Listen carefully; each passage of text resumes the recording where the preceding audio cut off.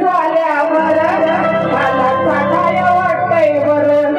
खाली चिकट म्हणजे खाली पडलंय, चिकट झालंय, घाण झालंय, तरी पण ते चाटायचं ही मजा वाटते. हा खाली चिकट झाल्यावर चाटाय वाटतंय याला बरं. खाली चिकट झाल्यावर याला चाटाय वाटतं बरं.